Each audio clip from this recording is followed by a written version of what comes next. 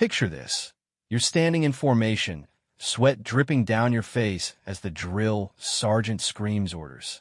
Around you, fellow recruits snicker and whisper about the weak girl who doesn't belong.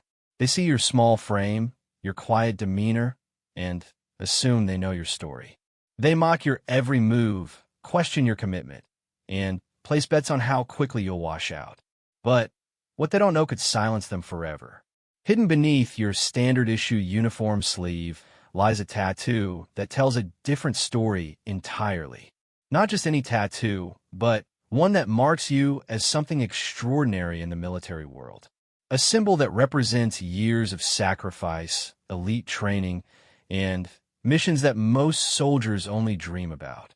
A mark that proves you've already walked through hell and emerged stronger. The question isn't whether you'll survive basic training. The question is, what will happen when they finally discover who you really are? Sometimes the most powerful warriors come in the most unexpected packages.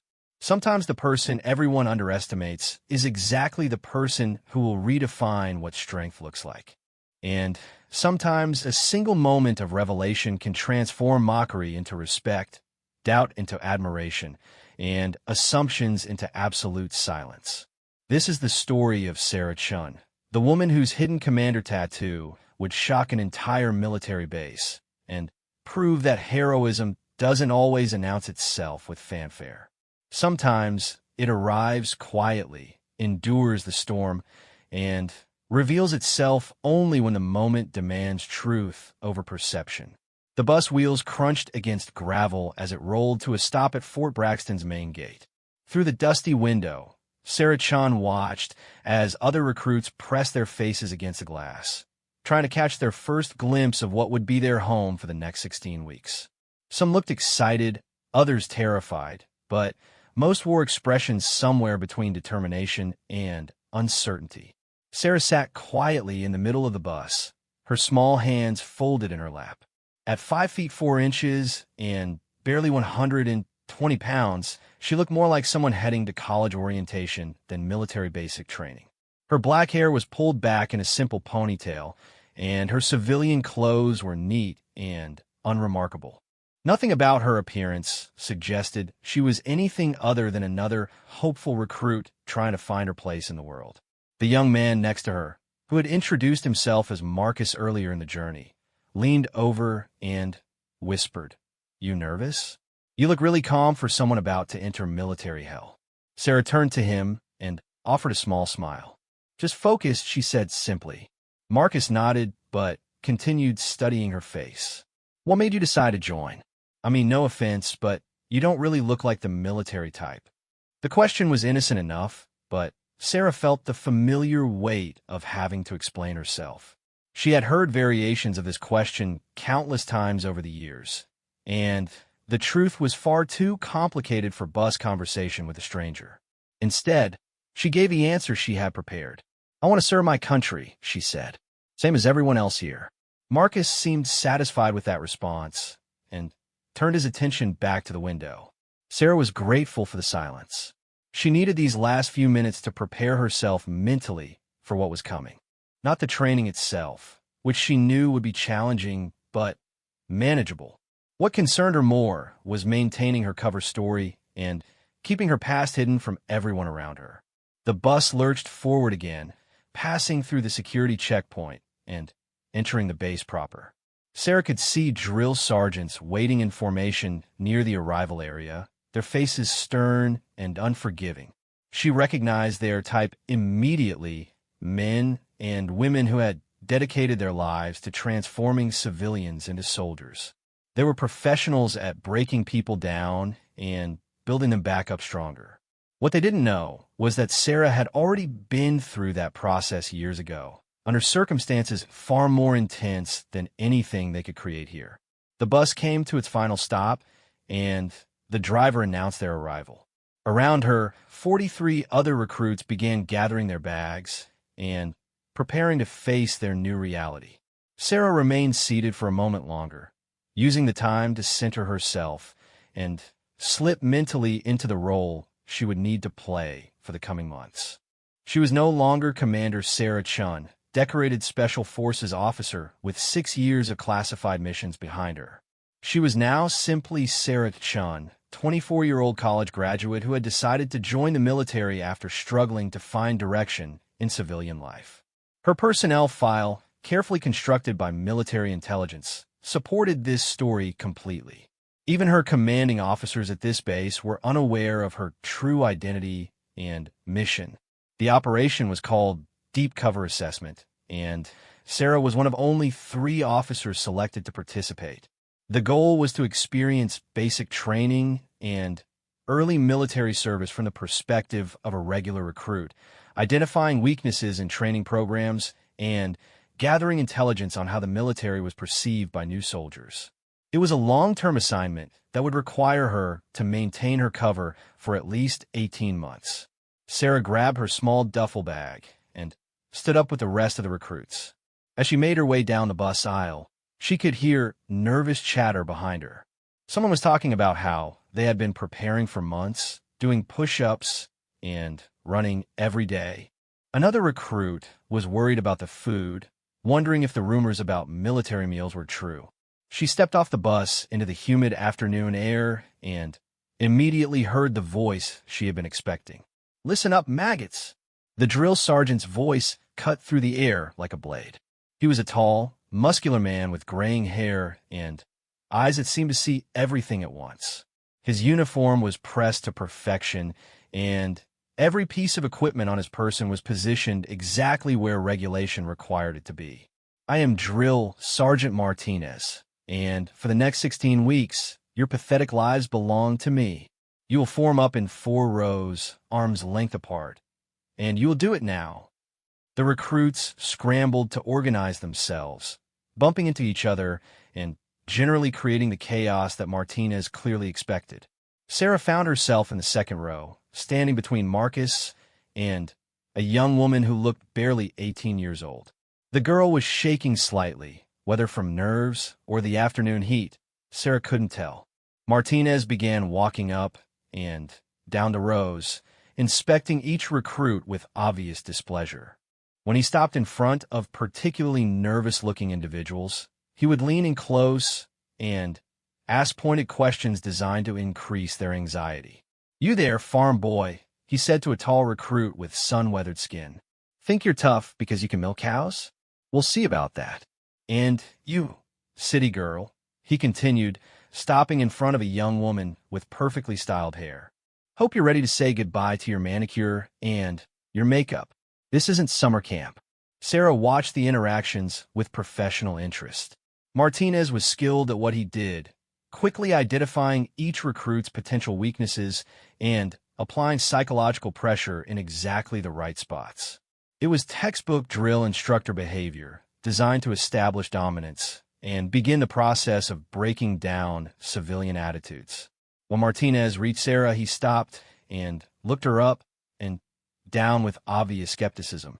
She could feel the eyes of other recruits on her as well, waiting to see how the small, quiet girl would handle her first encounter with military authority. Well, Martinez said, his voice dripping with mock concern. "What do we have here? Did someone's little sister get lost on her way to ballet class?" A few recruits snickered behind her. Sarah kept her eyes focused straight ahead and said nothing. Martinez leaned closer, speaking loud enough for everyone to hear. "Ask you a question, recruit. Are you lost?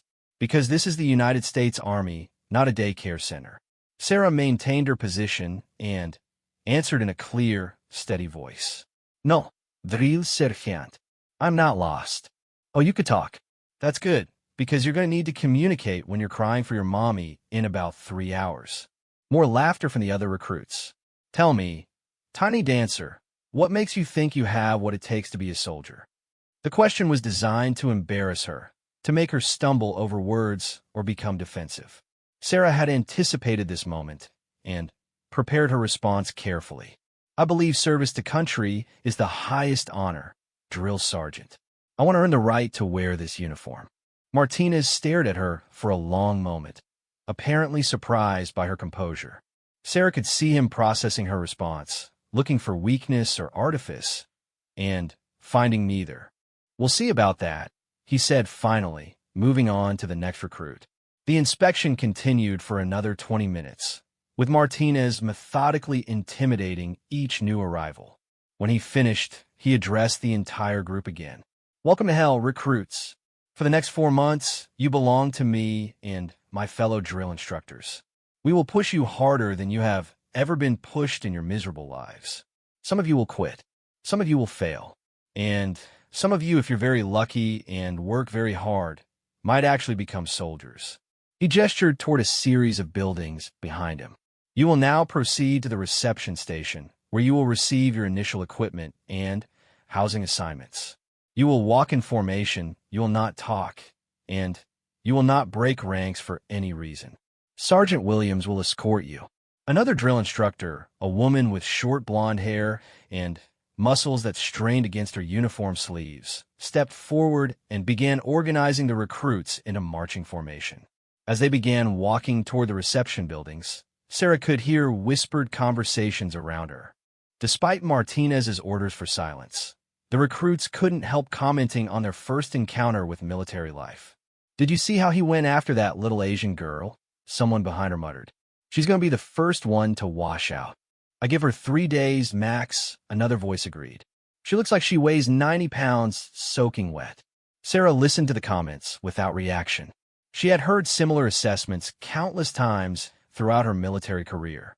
Her small stature and quiet demeanor consistently led people to underestimate her capabilities, and she had learned long ago that actions would always speak louder than appearances. What her fellow recruits didn't know was that Sarah's physical conditioning was exceptional. Beneath her civilian clothes, her body carried the lean muscle and functional strength that came from years of specialized training. She could run a 6-minute mile, complete 50 push-ups without breaking rhythm, and had scored expert marksman on every weapons qualification she had ever attempted. More importantly, her mental conditioning was even stronger than her physical preparation. She had survived interrogation training, completed survival courses in some of the world's most hostile environments, and led missions where failure would have meant death for herself and her team members. The reception process took the rest of the afternoon. The recruits were processed through multiple stations, receiving uniforms, equipment, and medical examinations. Sarah moved through each step efficiently, drawing minimal attention to herself while observing everything around her. At the uniform fitting station, she noticed that several male recruits made jokes about her needing child-sized clothing. The clerk, an older sergeant with kind eyes, quietly fitted her with proper gear and told her to ignore the comments. "Don't let them get to you," he said quietly while adjusting her uniform jacket. "I've seen plenty of small soldiers turn out to be the toughest ones in their unit." Sarah nodded gratefully, but didn't elaborate. She appreciated the support, even though she didn't need the encouragement he was offering. During the medical examination, the doctor noted her excellent physical condition and asked about her fitness background. Sarah explained that she had always been active and enjoyed running, which was technically true if incomplete. The housing assignment process placed her in Bay 7 with 11 other female recruits. As they walked to their barracks for the first time, Sarah could feel the group dynamics already beginning to form. Some recruits were naturally gravitating toward leadership roles, while others seemed to be looking for allies and protection. Marcus, the young man who had sat next to her on the bus, fell in a step beside her as they walked. "Hey, I hope you don't mind me asking, but are you really ready for this?" he said quietly. "I mean, some of these guys are pretty big, and the training is going to be brutal." Sarah looked at him with genuine curiosity. "Why do you care?" Marcus seemed surprised by the directness of her question. "I don't know. I guess you seem nice. And you were really calm on the bus when everyone else was freaking out. I just want to make sure you know what you're getting into." "I appreciate your concern," Sarah said, "but I'll be fine." They reached the barracks building, a long, single-story structure that looked like it had been built decades earlier, but was maintained in perfect condition. Sergeant Williams led them inside and showed them to their respective bays. Bay 7 was a large room with 12 beds arranged in precise rows. Each bed had a small footlocker and wall locker for personal items. The floor was polished to a mirror shine, and every surface was spotlessly clean. As the female recruits began claiming beds and unpacking their initial gear, Sarah selected a bed near the back corner. She preferred positions that allowed her to observe the entire room while keeping her back to a wall, a habit developed during years of operational security training. Her bunkmates represented a diverse group of backgrounds and motivations. There was Jennifer, a former college athlete who had joined to pay for law school. Maria came from a military family and saw service as continuing a proud tradition. Ashley had grown up in poverty and viewed the military as her path to a better life. As they began the process of getting to know each other, Sarah participated in conversations while carefully maintaining her cover story. She spoke about growing up in California, studying business in college, and feeling lost after graduation. The narrative was detailed enough to satisfy curiosity, but vague enough to avoid creating problems later. "So what made you finally decide on the Army?" Jennifer asked while organizing her wall locker. Sarah had rehearsed this answer many times. "I realized I wanted to do something that mattered. Something bigger than just making money or climbing a corporate ladder." "That's really cool," Ashley said. "I respect that. Most people our age just want the easy path." The conversation was interrupted by Sergeant Williams entering the bay with a clipboard and a stern expression. "Listen up, recruits. Lights out is at 2,100 hours. Reveille is at 0500 hours. Tomorrow morning, you will have 30 minutes to shower, dress, and prepare for morning formation. Your beds will be made to regulation standard. Your personal areas will be inspection ready, and you will be in formation no later than 0530 hours." She looked around the room, making eye contact with each recruit. "I strongly suggest you use tonight to prepare your gear and get some rest. Tomorrow, the Real training begins." After Williams left, the bay buzzed with nervous energy as the recruits continued unpacking and preparing for their first night. Sarah organized her gear methodically, ensuring everything was positioned exactly where regulations required it to be. Her movements were efficient and practiced, which drew some attention from her bunkmates. "Wow, you really know how to organize stuff," Maria commented. "Were you in JROTC or something?" Sarah shook her head. "Just like things neat and organized." As the evening progressed, the conversation naturally turned to concerns about the training ahead. Most of the recruits expressed anxiety about the physical demands, the drill sergeants, and whether they would be able to meet the military standards. "I heard that 30% of people wash out in the first month," Ashley said quietly. "What if we're not strong enough?" "We'll make it," Jennifer said with forced confidence. "We just have to support each other and work hard." Sarah listened to the discussion while finishing her preparations for the next day. She understood their fears, even though her own concerns were completely different. Her challenge wouldn't be surviving the training. It would be appearing to struggle appropriately while avoiding standing out as unusually capable. When lights out was called at 9 p.m., the bay fell into nervous silence. Sarah lay in her narrow bed, staring at the ceiling and mentally reviewing her mission parameters. She needed to gather intelligence on training effectiveness, recruit morale, and potential areas for improvement in military preparation programs. More importantly, she needed to do all of this without revealing her true identity to anyone around her. The success of the Deep Cover Assessment Program depended on her ability to blend in completely with genuine recruits and experience basic training from their perspective. As she drifted off to sleep, Sarah could hear quiet conversations and occasional sounds of crying from other beds. Tomorrow would bring their first full day of military training, and she knew that many of her fellow recruits were genuinely terrified of what lay ahead. What they didn't know was that the small, quiet girl in the corner bed was probably the most qualified person in the entire company to succeed at everything they were about to face.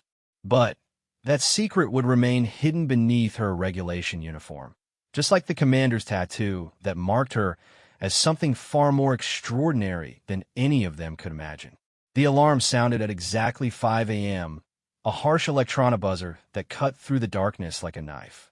Sarah's eyes opened immediately, her body responding to the wake-up call with the automatic precision of someone accustomed to military schedules. Around her, other recruits groaned and fumbled in the dim light, struggling to shake off sleep and orient themselves to their new reality. Up, up, up. Everyone out of your racks now. Sergeant Williams burst through the bay doors, her voice echoing off the polished floors. You have exactly 30 minutes to shower, dress, and be in formation. Anyone who is late will be doing push-ups until I get tired of watching. The bay erupted into controlled chaos as 12 young women scrambled to gather their toiletries and head to the communal showers. Sarah moved efficiently through her morning routine, helping Ashley find her toothbrush and offering encouragement to Maria, who was clearly struggling with the early wake-up time. In the shower area, the conversation was a mix of excitement and terror. Some recruits were energized by their first full day of training, while others were already questioning their decision to join military. I can't believe we have to do this every single day for 4 months, Jennifer muttered while washing her hair. My body is already sore just from sleeping on that mattress. Sarah dried off quickly and returned to her bed to get dressed. Her movements were automatic and efficient, muscle memory from years of similar morning routines in far more challenging environments. She had her uniform on and her bed made to perfect regulation standard, while most of her bunkmates were still struggling with their bootlaces. How are you so fast at everything? Ashley asked, watching Sarah tuck her bed sheets with military precision. It's like you've done this before. Sarah paused for a moment, realizing she needed to be more careful about appearing too competent too quickly. My dad was really strict about making beds and keeping things organized, she said, which was technically true. Colonel Chun had indeed been very particular about military standards, even at home. At exactly 5:30, Seven filed out of the barracks and joined the rest of Alpha Company in formation on the parade ground. The morning air was cool and crisp, with fog still hanging low over the distant training fields. Sarah took her position in the second squad, third row, and waited at attention while the drill sergeants conducted their morning inspection. Drill Sergeant Martinez appeared in front of the formation like a force of nature, his uniform immaculate, and his expression suggesting that he had been looking forward to this moment all night. "Good morning, maggots," he bellowed. "Welcome to your first day of actual military training. I hope you enjoyed your beauty sleep, because it's the last comfortable night you're going to have for a very long time." He began pacing in front of the formation, his eyes scanning the ranks for any sign of weakness or imperfection. Today we begin with physical fitness testing. We're going to find out exactly how pathetic your civilian bodies really are, and then we're going to start the long, painful process of turning you into something that might eventually resemble soldiers. Martinez stopped directly in front of Sarah's row, his attention focusing on her immediately. "Ah, there's our little ballerina from yesterday. Still think you belong here, Tiny?" "Yes, Drill Sergeant," Sarah responded clearly. "We'll see about that," Martinez said with obvious skepticism. "Physical fitness test starts in 10 minutes. I predict some of you are going to embarrass yourselves spectacularly." The PT test consisted of push-ups, sit-ups, and a 2-mile run. Sarah knew she could easily exceed the maximum standards in all 3 events, but she also knew that performing too well would raise questions about her background. She had calculated her target scores carefully, planning to place in the upper third of female recruits without standing out as exceptional. The push-up test came first. Recruits were paired up to count for each other, with drill sergeants watching for proper form and full range of motion. Sarah found herself partnered with Marcus, who had somehow ended up in the formation next to her. "Just do your best," he whispered as they got into position. "Nobody expects you to do very many." Sarah almost smiled at his assumption. The maximum score for women her age was 77 push-ups in 2 minutes. She could easily do over 100, but she had decided to target 65, which would place her among the top performers without raising suspicions. "Go!" Martinez shouted, starting the timer. Sarah began her push-ups with controlled rhythm, maintaining perfect form while counting silently to herself. Around her, she could hear the grunting and struggling of other recruits as they pushed their bodies to their limits. Marcus was counting her repetitions out loud, his voice growing more amazed as the numbers climbed. 25, 30, 35. Holy cow, Sarah, you're doing great. Other recruits began noticing her performance as well. Jennifer, who was struggling to complete 15 push-ups, looked over in amazement. Where did that come from? She gasped. Sarah continued her steady pace, deliberately slowing down slightly as she approached her target number. At 65 push-ups, she dropped to her knees and stayed down, breathing hard but not nearly as exhausted as she appeared. 65. Marcus announced. That's incredible. Drill Sergeant Williams had been watching Sarah's performance with interest. She walked over and knelt down beside her. Not bad, recruit, Williams said quietly. Where did you learn to do push-ups like that? Sarah had anticipated this question. I worked out a lot in college, Drill Sergeant. Running and bodyweight exercises mostly. Williams studied her face for a moment, then nodded. Keep it up. You might actually have what it takes. The sit-up test followed a similar pattern. Sarah again placed well above average without reaching the maximum possible score. Her core strength was exceptional, developed through years of specialized training, but she managed her performance to appear impressive but not suspicious. The 2-mile run was her biggest challenge in terms of maintaining her cover. Sarah's actual best time for the distance was just under 11 minutes, which would have been remarkable for any soldier, male or female. The women's maximum score required a time under 15 minutes and 26 seconds, which was easily achievable for her. Sarah decided to target a time of 14 minutes and 30 seconds, which would place her among the fastest female recruits without raising questions about her athletic background. The run began with the entire company moving together in a loose formation. Within the first quarter mile, the group had spread out significantly, with the stronger runners pulling ahead and others falling behind.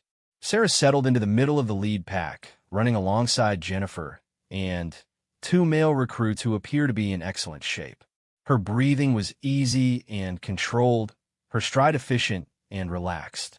She felt like she was barely exerting herself, when in reality, she was holding back significantly. You're really fast, Jennifer gasped as they completed the first mile. I'm dying here, and you look like you're barely trying. Sarah decided this was an opportunity to deflect attention from her abilities. I'm feeling it too, she said, forcing her voice to sound slightly breathless. Just trying to keep up with you. As they entered the final half mile, Sarah allowed Jennifer to pull ahead slightly, positioning herself to finish in the top 20% without winning or placing suspiciously high. She crossed the finish line with a time of 14 minutes and 28 seconds, exactly where she had planned. Martinez was waiting at the finish line with a clipboard, recording times and observing each recruit's condition after the run. When Sarah approached, he looked at her with something that might have been respect. Chun, 14:28. Not bad for someone who looked like she was going to cry yesterday. Thank you, Drill Sergeant, Sarah replied, still maintaining the appearance of being winded from the run. The rest of the morning was devoted to administrative tasks and initial military instruction. The recruits learned basic military customs and courtesies, practiced saluting, and received briefings on the training schedule for the coming weeks. During the lunch break, Sarah found herself the center of attention among her fellow female recruits. Her PT test performance had clearly impressed them, and several were asking for advice on how to improve their own fitness. Seriously, where did you learn to do push-ups like that? Ashley asked while they waited in the chow hall line. I could barely do 10, and you made 65 look easy. Sarah stuck to her prepared story about working out in college, but she could see that some of her bunkmates were beginning to view her differently. The quiet, unassuming girl from yesterday was revealing capabilities that didn't match her appearance. Maybe you can help us train, Maria suggested. I need to get a lot stronger if I'm going to pass all the fitness tests. Of course, Sarah agreed. We should all help each other succeed. The afternoon brought their first taste of actual military training. The company was divided into squads for basic drill and ceremony instruction. Sarah found herself in 3rd Squad under the supervision of Staff Sergeant Peterson, a career soldier with 20 years of experience and no patience for mistakes. Drill and ceremony involved learning to march in formation, execute various commands, and present a professional military appearance while moving as a unit. For most recruits, it was their first experience with the precision and synchronization that defined military culture. Sarah had mastered these skills years earlier, but she needed to appear to be learning them for the first time. This required careful attention to her movements and responses, making deliberate minor errors that would be consistent with a new recruit's expected performance. Left face, right face, about face, Peterson barked, putting the squad through basic movements. Sarah executed each command correctly, but with slightly less snap and precision than she was capable of. She deliberately took a half-second longer to respond and allowed her movements to be marginally less sharp than military perfection required. After an hour of drill practice, Peterson called the squad together for evaluation. "Most of you are exactly as pathetic as I expected," he began. "However, a few of you seem to have some natural ability. Chun, your movements are clean, and you're picking up the commands quickly." Several squad members turned to look at Sarah with expressions ranging from surprise to resentment. She was beginning to realize that standing out even moderately was going to create social complications within her peer group. "Thank you, Staff Sergeant," she replied simply. "Don't let it go to your head," Peterson continued. "You're still a long way from being a soldier. But keep working hard and you might get there eventually." The remainder of the afternoon was spent on classroom instruction covering military history, values, and basic regulations. Sarah found herself in the unusual position of learning material she had been teaching to junior officers just months earlier, but from the perspective of a new recruit hearing it for the first time. As evening approached and the training day came to an end, Sarah reflected on the challenges of maintaining her cover while participating authentically in the training experience. Her physical performance had been impressive enough to gain respect from the drill sergeants without raising suspicions about her background, but it had also created a tension from her fellow recruits that could complicate her mission. During the evening meal, she overheard several male recruits discussing her PT test performance with obvious surprise. "Did you see that little Asian girl run?" one of them said. "She completely smoked half the guys in the company." "Yeah, where did that come from?" another replied. "She looks like she weighs about 90 pounds. Sarah realized that her physical capabilities were going to be impossible to hide completely. She would need to find ways to explain her fitness level without revealing her true background, while also using her abilities to build credibility and gather intelligence on how the training program affected different types of recruits. Back in Base 7 that evening, the conversation centered around the day's experiences and what lay ahead. Most of the female recruits were sore and exhausted from their first day of physical training, but morale was generally positive.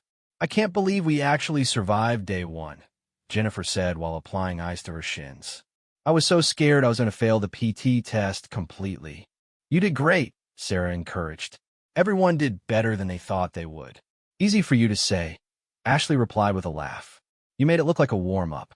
Are you sure you weren't a secret athlete or something?" Sarah deflected the question with humor. "Secret athlete, secret ballerina, secret superhero. Tomorrow you'll find out I'm secretly a drill sergeant in disguise." The joke got laughs, but Sarah could see that her fellow recruits were genuinely curious about her background and capabilities. She would need to be even more careful about managing her performance in future training events. As lights out approached, Sarah lay in her bed, reviewing the day's intelligence gathering opportunities. She had observed training methods, recruit reactions, and drill sergeant techniques that would be valuable for her final report. The physical training program seemed effective at identifying baseline fitness levels, but there were opportunities for improvement in how struggling recruits received additional support.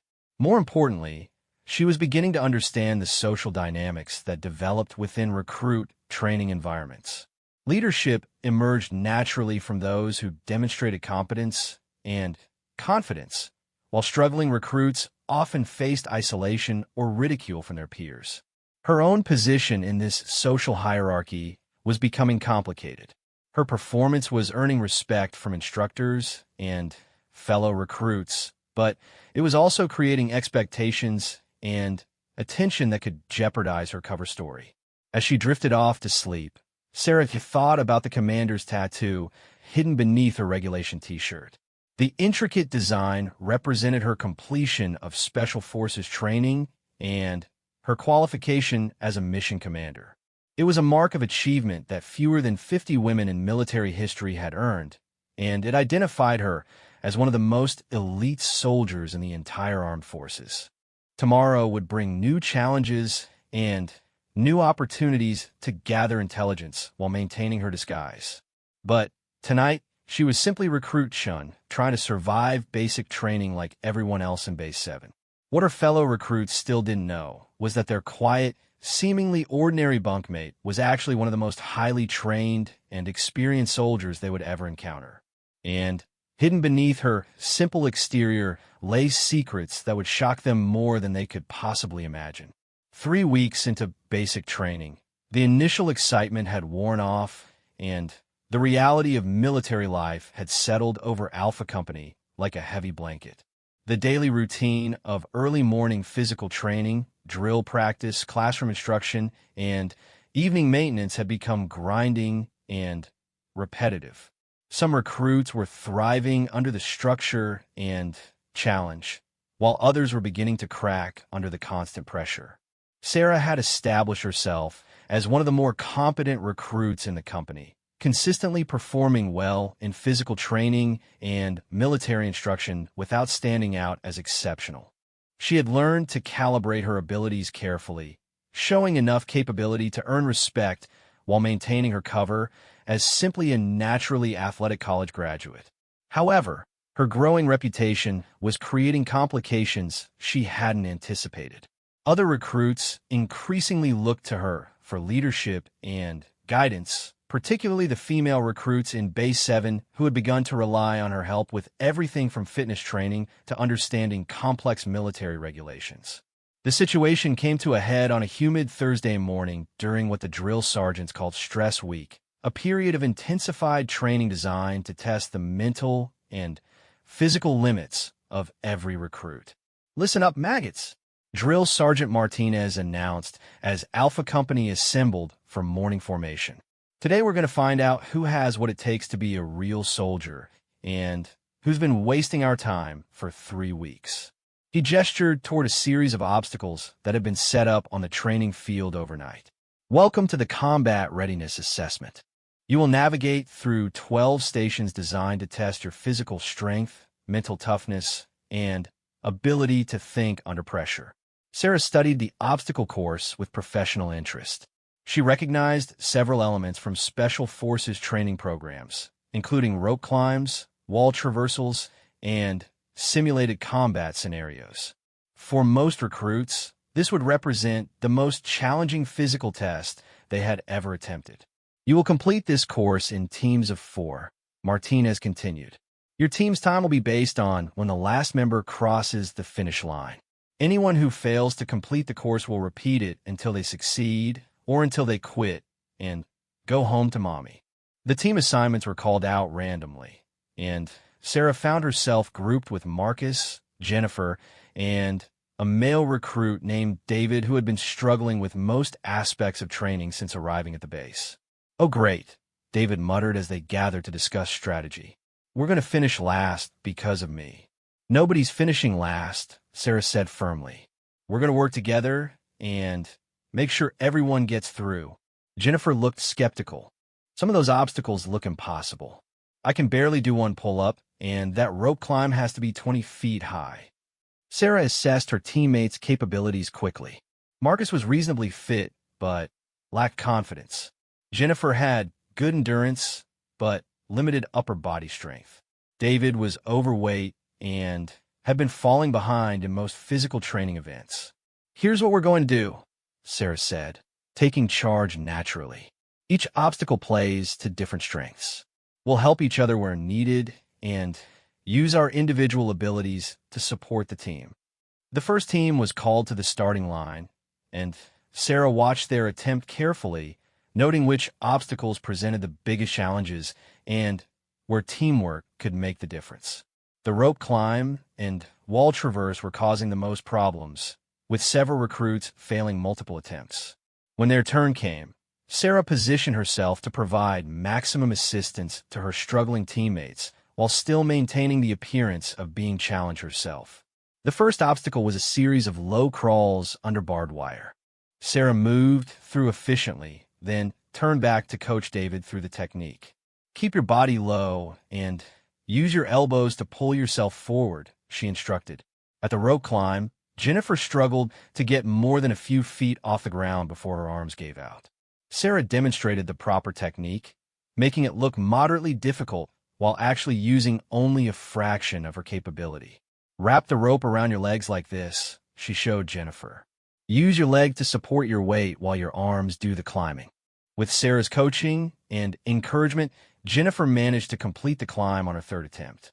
The team was falling behind the leading groups, but they were still moving forward together. The wall traverse presented their biggest challenge. David simply didn't have the upper body strength to traverse the 10-foot horizontal wall using only his arms. After 2 failed attempts, he was ready to quit. "I can't do it," he said, breathing hard and looking defeated. "You guys go ahead. I'll just repeat the course later." "No," Sarah said firmly. "Nobody gets left behind." She studied the obstacle quickly, then explained her plan. "Marcus, you go first and get positioned at the far end. Jennifer, you follow. I'll help David get started, then catch up." What she did next violated several regulations and demonstrated capabilities that no ordinary recruit should possess, but her teammates were too focused on the challenge to notice the implications. Sarah positioned herself beneath David and literally lifted him up to provide additional support as he attempted the traverse. Her strength was sufficient to reduce his body weight by at least 40 pounds, making the obstacle manageable for him. "Use your legs to hook around the beam," she instructed while supporting his weight. "I've got you." David made it across successfully, but the effort had required Sarah to demonstrate physical strength that was far beyond what her size and appearance suggested was possible. Marcus looked at her with obvious amazement. "How did you do that?" he asked as they moved to the next obstacle. You basically carried him across that wall." Sarah realized she had revealed too much of her capability, but the mission priority was clear. Helping her team succeed was more important than maintaining perfect operational security. "Adrenaline," she said simply. "You'd be surprised what you can do when someone needs help." The remainder of the course proceeded more smoothly, with Sarah continuing to provide leadership and support while her teammates gained confidence from their early successes. They finished with a respectable time, placing in the middle of the pack despite David's physical limitations. However, their performance had been noticed by more than just their teammates. Drill Sergeant Williams had been observing their team throughout the course, and she approached Sarah as they completed the final obstacle. "Chun, I need to speak with you," Williams said quietly. Sarah followed Williams away from the other recruits, her mind racing through possible explanations for whatever had caught the drill sergeant's attention. "That was quite a performance on the wall traverse," Williams began. "Where exactly did you learn to do that?" Sarah had prepared for this type of questioning, but Williams' tone suggested suspicion rather than simple curiosity. "I've always been stronger than I look, drill sergeant," Sarah replied. "My dad taught me that helping your team was more important than individual performance." Williams studied her face carefully. "Your dad taught you a lot of things, didn't he? Military bearing, physical fitness, leadership principles. Almost like he was a professional soldier himself." The comment was fishing for information, but it was also dangerously close to the truth. Sarah's father was indeed a career military officer, though her personnel file listed him as a civilian businessman. He believed in discipline and hard work, Sarah said neutrally. "I'm sure he did," Williams replied. "You know, Chun, in 15 years of training recruits, I've learned to recognize certain types of people. Some recruits are natural athletes. Some have natural leadership ability. And some, she paused meaningfully. Some seem to already know things they shouldn't know yet. Sarah maintained steady eye contact. I'm not sure what you mean, drill sergeant. I think you know exactly what I mean, Williams said. But, for now, I'm willing to assume you're just an exceptionally gifted recruit who's been well prepared by whatever background you come from. The conversation was interrupted by Drill Sergeant Martinez approaching with his clipboard and his usual expression of barely contained irritation. Williams, what's the status on Team 7? Completed the course successfully, Drill Sergeant Williams reported. All team members showed good cooperation and mutual support. Martinez looked at Sarah with what might have been approval. Chun, your team finished with one of the better times despite having the weakest link in the company. How did you manage that? We worked together, Drill Sergeant. Everyone contributed what they could. Martinez nodded slowly. That's what soldiers do. Maybe you're starting to understand what this is all about. As the drill sergeants moved on to evaluate other teams, Sarah rejoined her teammates who were celebrating their successful completion of the course. You were amazing out there, Jennifer said with obvious admiration. I never could have finished without your help. We all helped each other, Sarah deflected. That's what made it work. David was practically glowing with pride at having completed the challenging course. I was ready to give up, but you wouldn't let me quit. I've never had anyone believe in me like that. Marcus was still studying Sarah with curiosity. Seriously, though, that strength you showed on the wall traverse was incredible. Have you been holding out on us during PT? Sarah was beginning to realize that her desire to help her teammates was creating problems with maintaining her cover story. Her natural leadership instincts and protective nature were causing her to reveal capabilities that didn't match her supposed background. I just did what anyone would do, she said. We're all here for the same reason. The afternoon brought classroom instruction on military history and traditions. Sarah found herself in the unusual position of listening to lectures about battles and operations she had studied extensively during her officer training, but from the perspective of a new recruit learning the information for the first time. During a break in the instruction, several recruits gathered around her to ask for advice on the upcoming fitness tests and training challenges. You seem to understand this military stuff better than anyone, Ashley observed. It's like it all comes naturally to you. Maybe I just pay attention during the classes, Sarah suggested. It's more than that, Marcus said. You carry yourself differently. You move like you know exactly where you're going and what you're doing. The observations were accurate and concerning. Sarah realized she was unconsciously displaying military bearing and confidence that came from years of professional experience. Her cover story was beginning to show cracks under the scrutiny of her fellow recruits. That evening, as Base 7 settled in for another night of rest before the next day's challenges, Sarah lay in her bed thinking about the growing complications of her mission. Her performance during the combat readiness assessment had been necessary to help her team succeed, but it had also revealed capabilities that raised questions about her background. Drill Sergeant Williams was clearly suspicious, and her fellow recruits were beginning to notice inconsistencies between her supposed inexperience and her actual competence. More problematically, Sarah was discovering that maintaining her cover story was becoming emotionally difficult. She genuinely cared about the people around her, and her natural instinct was to use her training and experience to help them succeed. But every time she provided assistance or demonstrated leadership, she risked exposing her true identity.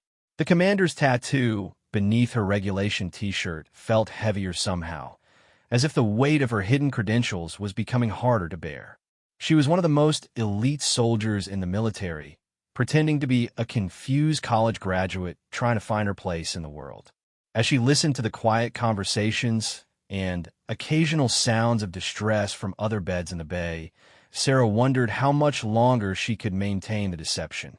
Her mission required her to experience basic training authentically, but her training and instincts made it nearly impossible to stand by and watch others struggle when she possessed the knowledge and skills to help them. Tomorrow would bring new challenges and new opportunities for her cover to be tested. And with each passing day, the gap between who she appeared to be and who she really was becoming harder to bridge. What none of her fellow recruits knew was that beneath her simple exterior lay not just exceptional physical capabilities, but a depth of military experience that would have awed them beyond comprehension. The quiet girl who had helped them through the combat course was actually qualified to train the instructors who were training them. But that secret remained hidden, protected by regulations and operational necessity, waiting for the moment when the truth would finally have to be revealed. By the 6th week of basic training, Sarah had become the unofficial leader of Base 7 and one of the most respected recruits in Alpha Company.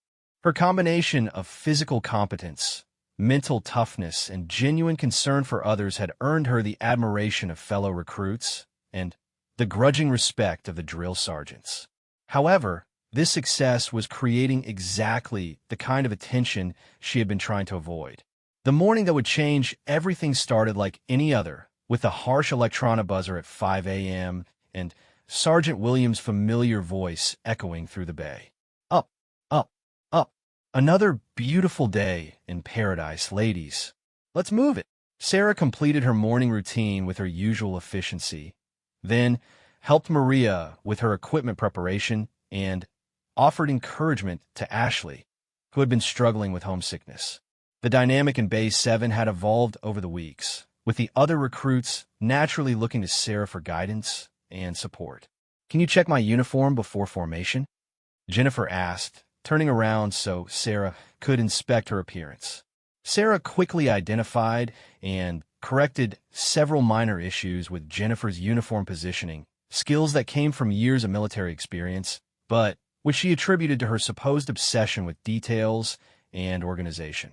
Thanks, Jennifer said gratefully. I don't know what we'd do without you. The comment was typical of how her bunkmates had come to view her, but it also highlighted the problem Sarah was facing. Her natural leadership abilities and military knowledge were making her stand out in ways that could compromise her mission. Formation proceeded normally, with Alpha Company assembling for morning physical training. The workout was focused on combat-related fitness, including obstacle courses, tactical movements, and team challenges designed to build unit cohesion while improving individual capabilities. Sarah had learned to moderate her performance carefully, demonstrating competence without appearing exceptional. However, her leadership during team exercises was becoming increasingly difficult to disguise. During a tactical movement exercise that required teams to navigate through simulated enemy terrain, Sarah found herself automatically taking charge of her 8-person squad. Her understanding of military tactics and situational awareness made her the obvious choice for leadership, but it also revealed knowledge that no ordinary recruit should possess.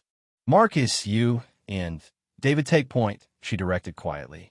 Jennifer and Ashley, you're our communication team.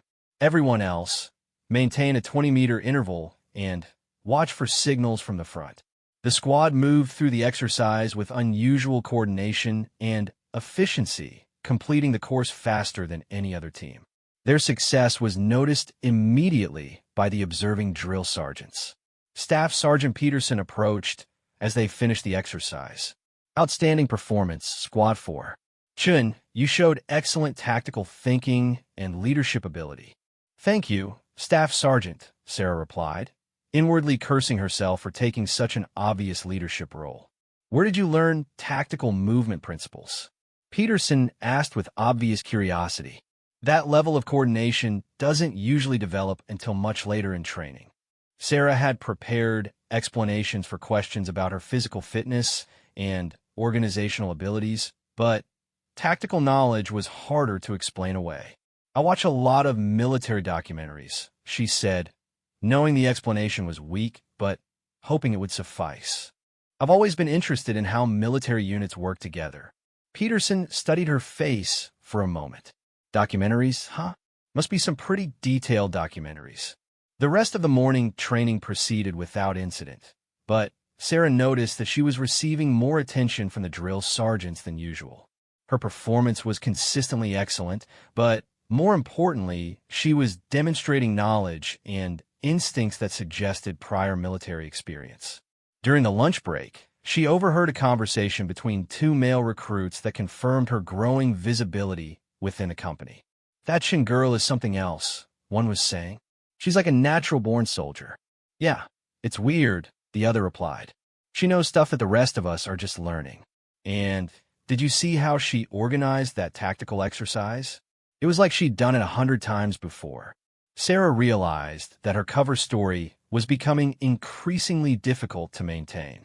Her training and instincts were too deeply ingrained to completely suppress, and her desire to help others succeed was causing her to reveal more of her capabilities than was safe for the mission. The afternoon brought an unexpected development that would test her operational security in ways she hadn't anticipated. Alpha Company was called to assembly for a special briefing, and Sarah found herself facing a situation she hadn't prepared for. Colonel Harrison, the base commander, entered the assembly hall accompanied by a small group of officers Sarah didn't recognize. Their bearing and equipment suggested they were from a specialized unit, possibly special operations or military intelligence.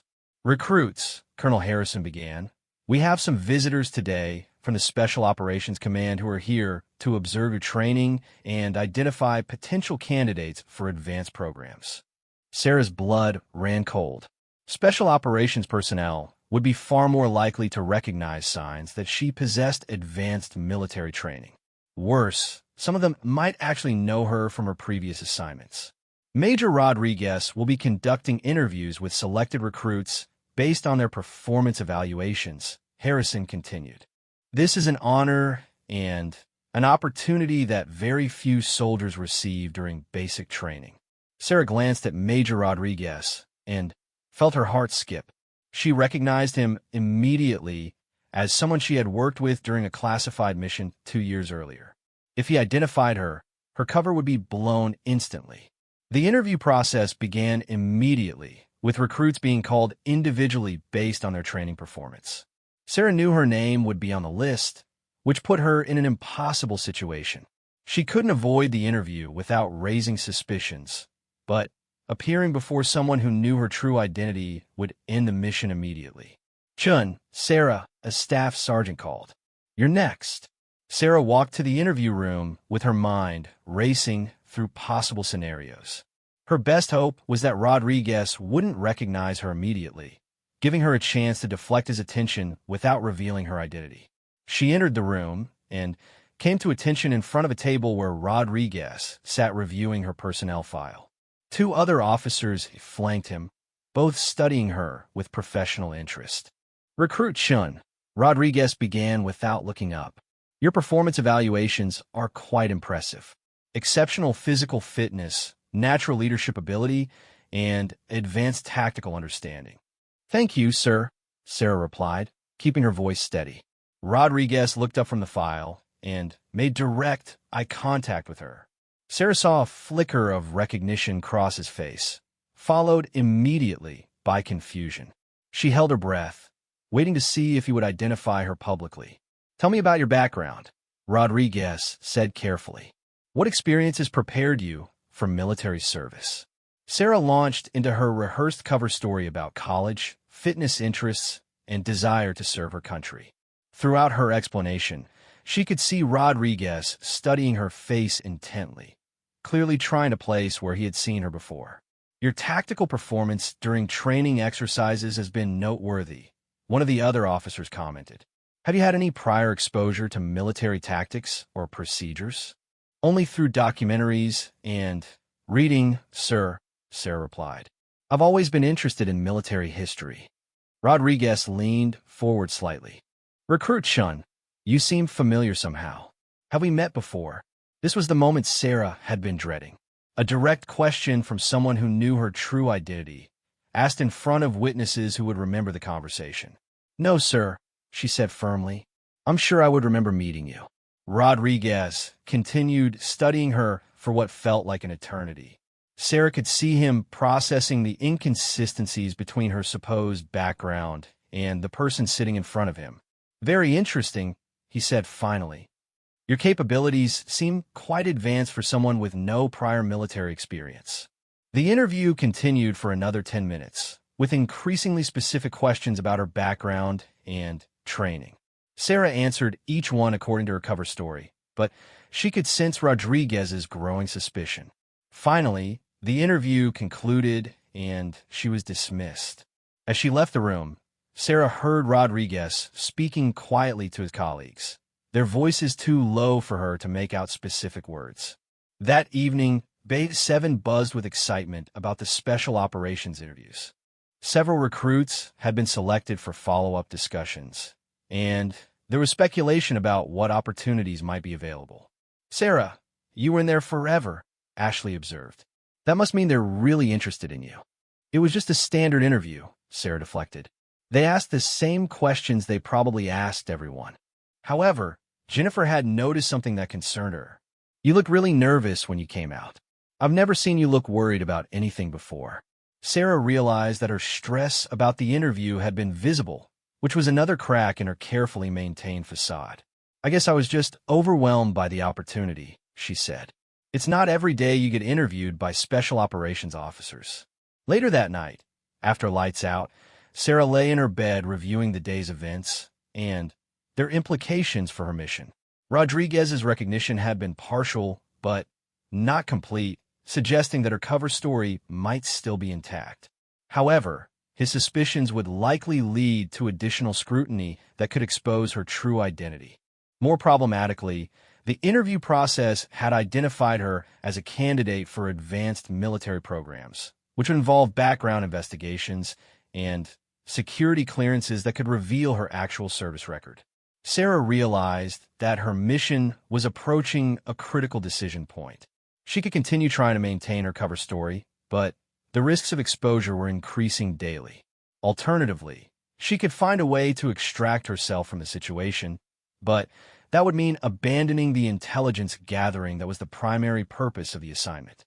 As she considered her options, Sarah thought about the recruits sleeping around her who had come to depend on her leadership and support. Base 7 had become like a family, and the idea of leaving them without explanation felt like a betrayal of the trust they had placed in her. The commander's tattoo beneath her t-shirt seemed to burn against her skin, a reminder of the elite status she was hiding and the responsibilities that came with her actual rank and training. She was living a lie that was becoming harder to maintain each day, surrounded by people who trusted her completely while having no idea who she really was. Tomorrow would bring new challenges and new risks to her operational security. Major Rodriguez would likely continue his investigation. Her fellow recruits would continue looking to her for leadership, and the drill sergeants would continue watching her performance with growing interest. Sarah closed her eyes and tried to sleep, knowing that the most difficult part of her mission was yet to come. She was walking a tightrope between maintaining her cover and fulfilling her duties, and the margin for error was getting smaller every day. What she didn't know was that Major Rodriguez had already made some telephone calls after the interviews concluded, and tomorrow would bring developments that would test her operational security in ways she had never anticipated. The quiet recruit who had been hiding in plain sight for 6 weeks was about to face the greatest challenge to her mission yet. And the secret hidden beneath her uniform sleeve was closer to being revealed than she realized. The call came at 0630 hours, just as Alpha Company was finishing morning formation. Staff Sergeant Peterson approached Sarah with an expression that suggested something unusual was happening. "Chun, report to Colonel Harrison's office immediately," he said quietly. "Full dress uniform." Sarah felt her stomach drop. Being summoned to the base commander's office in dress uniform was never a routine matter, especially for a recruit who was supposed to be just another trainee working her way through basic military training. "Did he say what this was about, Staff Sergeant?" she asked, though she suspected she already knew the answer. "Negative. Just get changed and report ASAP." Sarah hurried back to Bay 7 to change into her dress uniform, her mind racing through possible scenarios. Her fellow recruits watched with obvious concern as she prepared for what could be the end of her mission. "Is everything okay?" Ashley asked quietly. "You look worried." "I'm sure it's nothing," Sarah replied, though she didn't believe it herself. Maybe they want to discuss the special operations interview from yesterday. Jennifer helped her with the final details of her uniform preparation, making sure everything was positioned correctly. "Whatever this is about, you'll handle it," she said with confidence. "You always do." The walk to the headquarters building felt longer than usual, giving Sarah time to prepare for whatever confrontation awaited her. She had contingency plans for exposure, but she had hoped to complete at least another month of the mission before having to implement them.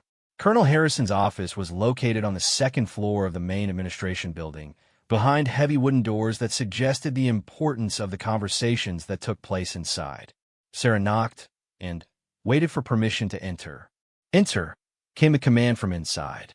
Sarah opened the door and stepped into an office that was larger and more formally appointed than she had expected. Behind a massive oak desk sat Colonel Harrison, but he was not alone. Major Rodriguez was present, along with two other officers she didn't recognize and one civilian who had the bearing of senior intelligence personnel. "Recruit Chun reporting as ordered, sir," Sarah said, coming to attention and rendering a perfect salute. Colonel Harrison returned her salute and gestured to a chair positioned in front of the desk. "Please have a seat. We have some things to discuss." Sarah sat down carefully, maintaining military bearing while preparing herself for whatever was coming next. The atmosphere in the room was formal and serious, suggesting that this was far more than a routine interview. "Recruit Chun," Harrison began, "yesterday's interview with Major Rodriguez raised some interesting questions about your background and qualifications." Sarah kept her expression neutral. "Yes, sir." Major Rodriguez leaned forward. "The thing is, Chun, your performance and demeanor during that interview reminded me very strongly of someone I worked with on a classified mission approximately 2 years ago. A Special Forces officer with quite an impressive record." This was the moment Sarah had been dreading since the mission began. Her operational security had been compromised, and there was no way to deflect or deny what Rodriguez was suggesting. "I'm not sure what you mean, sir," she said, though she knew the response was futile. One of the unknown officers, a lieutenant colonel wearing intelligence branch insignia, opened a folder and placed it on the desk in front of her. "Commander Sarah Chun," he read from the document. 6 years active duty, Special Forces qualified, Ranger qualified, Airborne qualified. Multiple combat deployments, classified mission record, currently assigned to the Deep Cover Assessment Program under the operational authority of Military Intelligence Command. Sarah's cover story collapsed completely in that moment. There was no point in continuing the deception when they had access to her actual service record. "Yes, sir," she said simply. Colonel Harrison looked at her with what might have been admiration. "Commander Chun, you've been operating under deep cover in my basic training program for 7 weeks, gathering intelligence on training effectiveness and recruit experience." "That is correct, sir. And during that time, you've not only maintained your operational security, but you've also become one of the most respected and influential recruits in Alpha Company," Rodriguez added. Sarah wasn't sure if this was leading to commendation or court-martial. "I tried to balance mission requirements with authentic participation in the training program, sir." The civilian, who had remained silent until now, finally spoke. "Commander Chun, I'm Dr. Williams from the Defense Intelligence Agency. Your mission performance has exceeded all expectations, but we have a problem that requires your immediate attention." Sarah felt a chill of apprehension. "What kind of problem, sir?"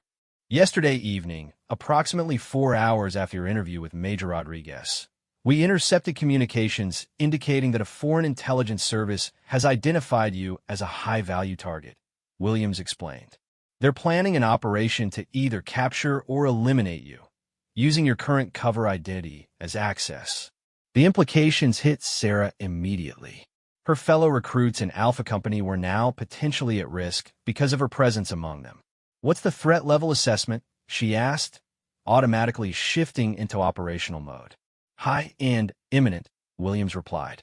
We have intelligence suggesting the operation will be executed within the next 24 to 48 hours. Colonel Harrison leaned back in his chair. Which brings us to our current dilemma, Commander. Your mission requires continued deep cover, but your safety and the safety of the other recruits requires immediate extraction. Sarah considered the options quickly. Extraction would end the mission prematurely, but staying would put innocent people at risk. Sir, what are the implications of ending the deep cover assessment program early? Significant, but manageable, the lieutenant colonel answered. You've already gathered enough intelligence for a preliminary assessment. The full 18-month program would be ideal, but we have enough data for meaningful analysis. Major Rodriguez spoke up. There's another factor to consider, Commander. Your leadership and influence among the recruits has been exceptional. Simply disappearing without explanation would be traumatic for them and could negatively impact their training progress. Sarah thought about Ashley, Jennifer, Marcus, David, and all the other recruits who had come to trust and depend on her. The idea of abandoning them without explanation was professionally acceptable, but personally distressing. Is there a way to resolve the security threat without ending the mission completely? She asked. Williams and Harrison exchanged glances, suggesting they had already considered this possibility. There might be, Williams said slowly, but it would require revealing your true identity to your fellow recruits and incorporating them into a controlled security operation. Explain, Sarah said. We stage a training scenario that's actually a real security operation, Harrison explained. The recruits believe they're participating in an advanced training exercise, but they're actually providing security and intelligence support for a real mission. Sarah understood the concept immediately. Use the training environment as cover for a counterintelligence operation. Exactly, Rodriguez confirmed. The foreign intelligence team is expecting to find a vulnerable recruit in a predictable environment. Instead, they would encounter a prepared security response led by a special forces commander with full situational awareness. The plan was operationally sound, but it would require revealing her true identity to people who had known her as simply another recruit. Sarah thought about the impact this revelation would have on her relationships with her fellow trainees. What about operational security going forward? She asked. If the recruits know my real identity, the mission parameters change completely. We've considered that, the lieutenant colonel said. After the security operation concludes, you would be officially transferred to an instructor position, allowing you to continue observing training effectiveness from a different perspective. Colonel Harrison stood up and walked to the window overlooking the parade ground where Alpha Company was conducting morning drill practice. Commander Chun, the decision is yours, he said. We can extract you immediately and end your mission, or we can implement the security operation and continue your assignment under modified parameters. Sarah looked out the window at her fellow recruits practicing drill movements under the supervision of their drill sergeants. She could see Bay 7's distinctive formation, with Ashley in the front row and Jennifer struggling to maintain proper spacing. These people had become more than just subjects for intelligence gathering. They had become her responsibility and, in many ways, her family. The idea of abandoning them to face potential danger alone was unacceptable. I'll take the security operation, she decided. But I want full briefing authority for my people. If they're going to be at risk because of me, they deserve to know exactly what they're facing. Williams nodded approvingly. We hope you would make that choice, Commander. Your mission briefing is scheduled for 1,400 hours. The recruits will be told they've been selected for a special advanced training exercise. How much are you planning to tell them about my background? Sarah asked. Everything, Harrison said simply. They'll need to understand exactly who you are and why you're important enough to be targeted by foreign intelligence. Sarah realized that in a few hours, she would be standing in front of the people who knew her as a quiet college graduate and revealing that she was actually one of the most elite soldiers in the military. The psychological impact on them would be significant. Sir, I'd like to request that I be the one to brief them, she said. They trust me, and this revelation is going to be difficult for them to process. Granted, Harrison agreed. Major Rodriguez will provide operational support, but you'll have primary briefing responsibility. As the meeting concluded and Sarah prepared to return to her unit, she thought about the commander's tattoo hidden beneath her dress uniform. In a few hours, that symbol of elite military achievement would no longer be a secret. Her fellow recruits would learn that the person they had been looking to for leadership and guidance was actually qualified to lead special operations missions against enemy forces. The walk back to the training area felt different somehow, as if she was shedding the weight of deception with each step. Soon, she would no longer have to hide her capabilities or moderate her performance. The quiet recruit who had been living a carefully constructed lie was about to become Commander Sarah Chinnigan. But first, she had to find a way to explain to 12 young people that their entire reality was about to change, and that the person they thought they knew had been someone completely different all along. At 1,400 hours, Alpha Company would gather for what they believed was a special training briefing. Instead, they would discover that their unassuming bunkmate was actually a decorated Special Forces commander whose hidden identity had made them targets in an international intelligence operation. The secret that had been protected beneath regulation sleeves and careful deception for 7 weeks was finally about to be revealed. And nothing would ever be the same again.